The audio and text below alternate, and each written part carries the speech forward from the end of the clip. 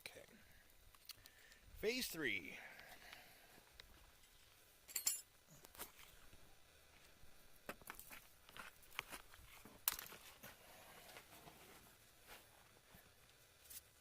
All right.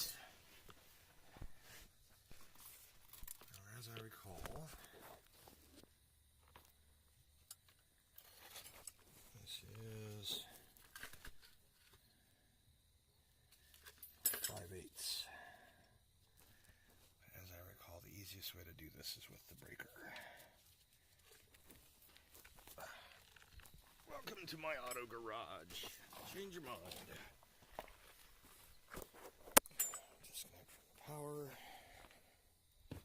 Walk like a penguin because my belt broke.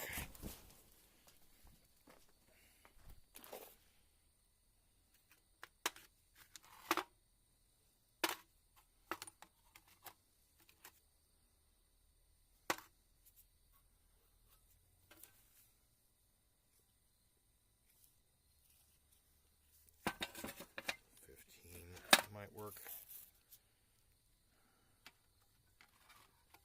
I think that's what it is. Probably still on there from last time.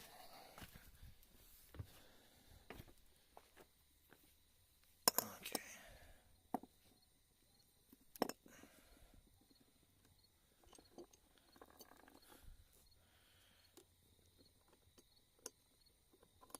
Okay.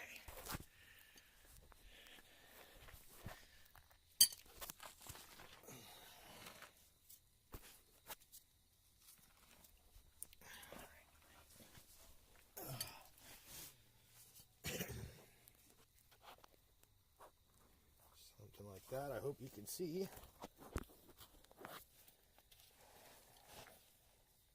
Alright, Lefty Lucy.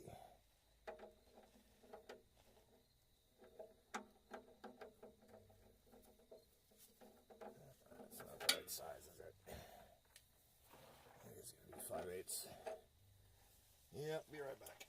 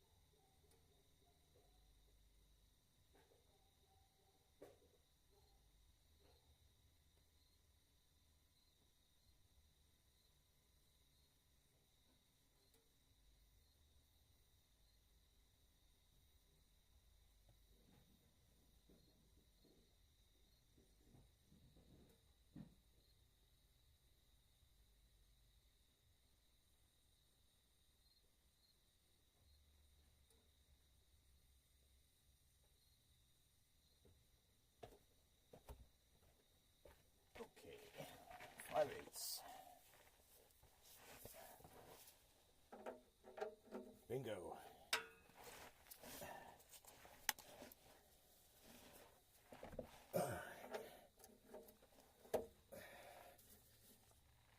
There we go.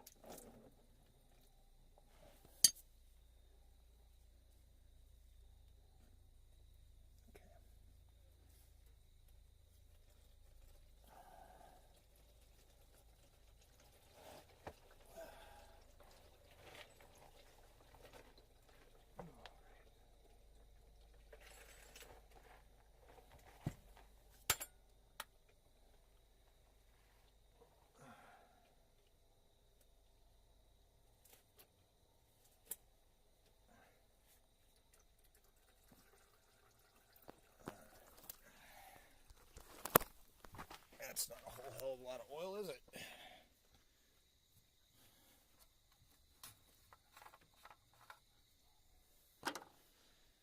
Next up, we're going to get down in and try and pull that bad boy out without having to punch a hole in it and lever it out.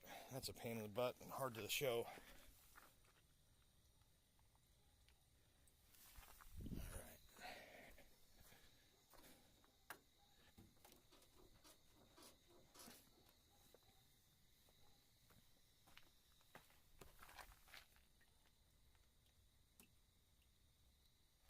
Alright, we're going to let that sit for a while and drip.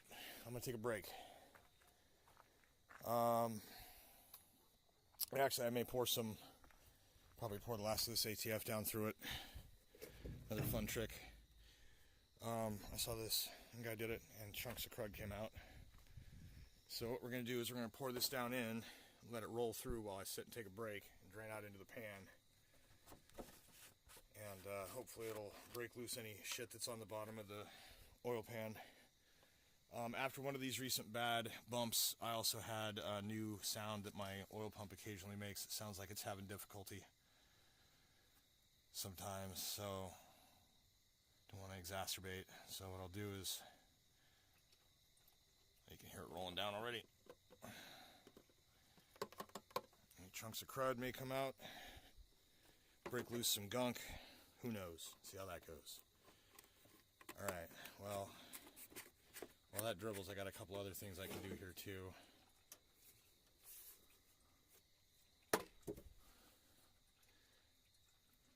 Alright, these are going to be tricky to show. So let me try not to get too dirty, but I'm not going to waste gloves every single time. It's important to have gloves on when you're doing... Oh yeah, here we go. I keep this in the back pocket of this truck.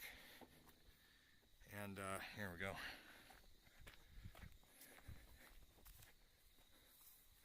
I guess I'll make the Serpentine a different video. That'll keep them shorter. Anyways, I got an air filter to put in. I got the motor oil. I got 2 Serpentine belts.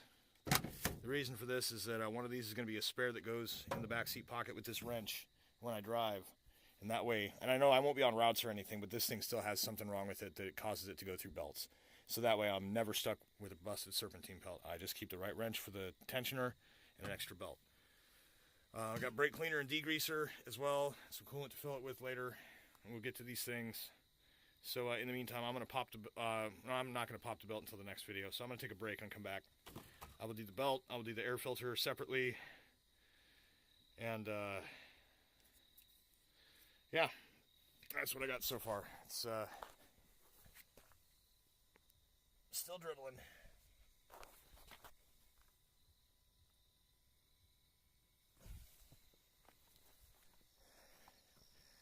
For anybody watching this that is not themselves into automotive repair, it's really not as complicated as they might want you to think.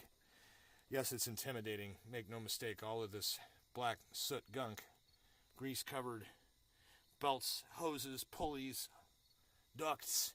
Somewhere in there, there's fire, you know, like, oh my God, electricity too? Holy crap, there's water in here. There's water, there's fire, there's electricity. It's made of metal. This is like all the elements. Man. So,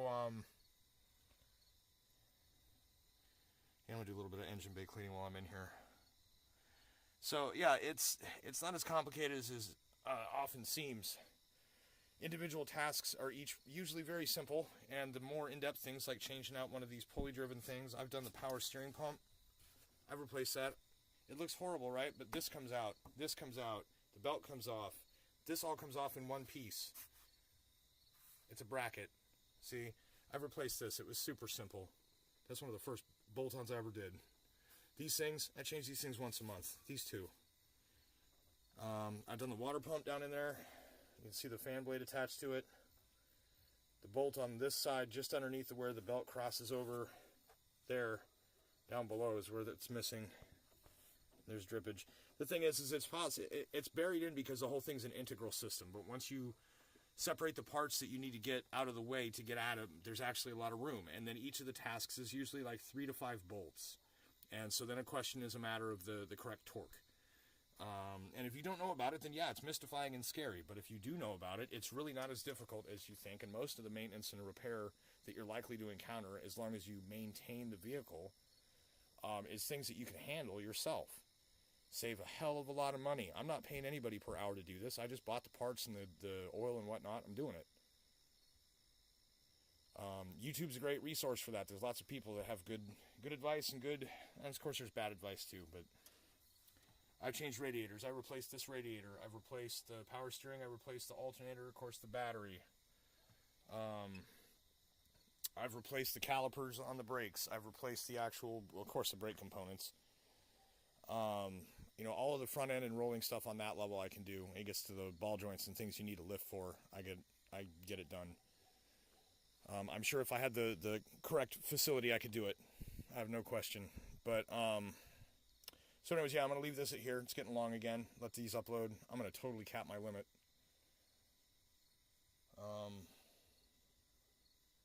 Yeah.